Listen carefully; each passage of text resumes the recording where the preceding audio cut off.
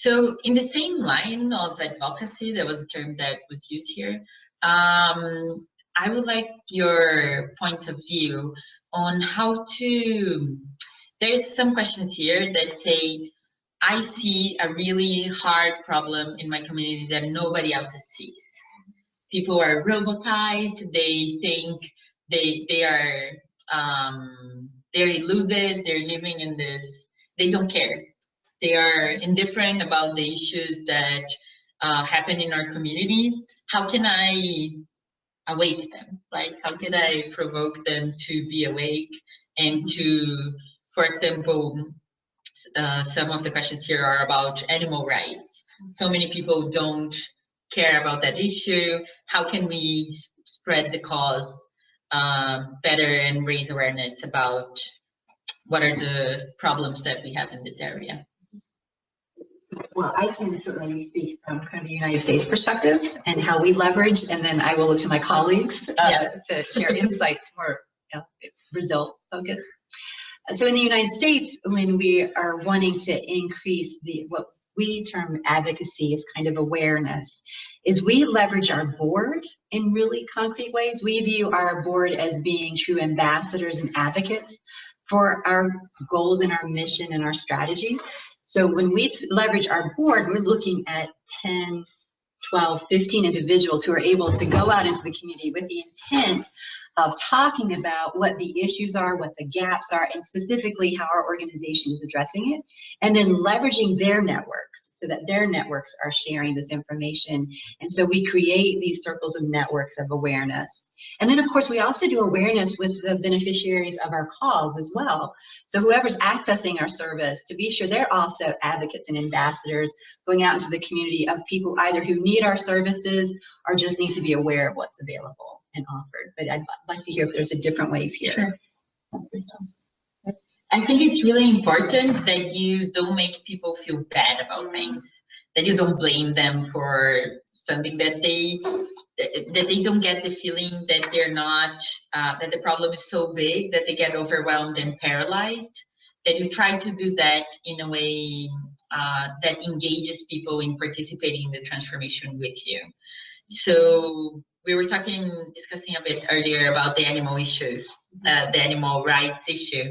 And I know that some animal rights advocates are even against pets and against any kind of seeing animals as property. But I'll use this example and you can get creative on other examples.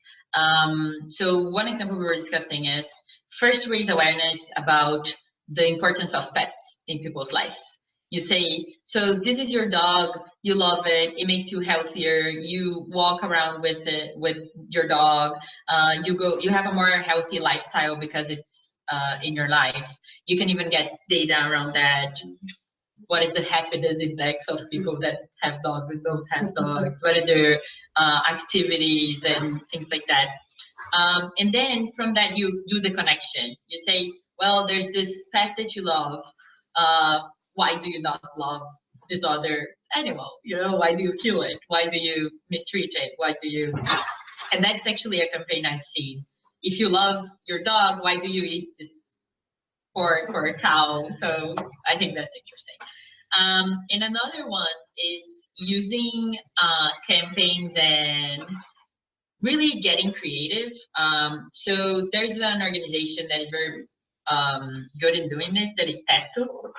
It's an organization that builds emergency houses for areas that live in extreme poverty, in extreme conditions of living.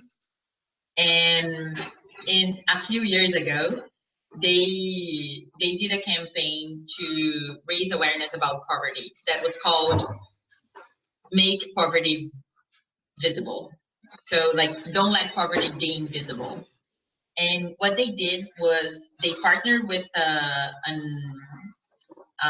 agency, like a regular agency, that had very good contacts and that wanted to do an experimental campaign so they could apply for a prize. So they were really happy to serve this cause, not only because it was a cool cause and could have social impact, but also because they could be more creative than in their regular corporate clients. And what they did was convince a few celebrities to share their Instagram passwords with this NGO. And the NGO had kids taking pictures of the conditions they lived in, of their very poor houses and those sanitary conditions where they lived. And these pictures were posted in the celebrity Instagram accounts that had like, I don't know, like 10 million people following them, and they were talking about diet and clothes and all this, you know, like my super cool lifestyle. And then suddenly there was a picture of a very extreme poverty situation with the hashtag make poverty visible. And it was amazing because it didn't make anyone, like, it didn't blame anyone for it. It didn't make anyone feel bad. And at the same time, it was very powerful in showing people a reality they're not used. Well, a lot of people are used because they live in this position, but that most people that are on Instagram following celebrities don't live that condition on a day-to-day life, but they raise awareness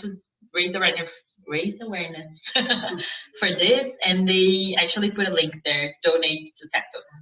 And they got a lot of money also with this campaign. Yes, so that's it. I love the example. I love it too. Yeah, and my only addition is that, you know, depending on the cause and the organization, I mean, I like the kind of nice posture of trying to not to place blame and etc. But, you know, depending on the cause and the organization, it may make sense to be confrontational. So we see, you know, Amnesty International, when it's talking about the fact 78% of the homicides in Brazil are of young black men. I mean, they have to be confrontational. When Greenpeace is defending some of its causes, I mean, they have to be confrontational. Save the Children, likewise. And so I guess it turns down to what kind of organization you're trying to create. I mean, I see Lizzie's point. It may make things harder in some sense, but it depends on what kind of mission you're trying to serve and what you think is the best way to achieve.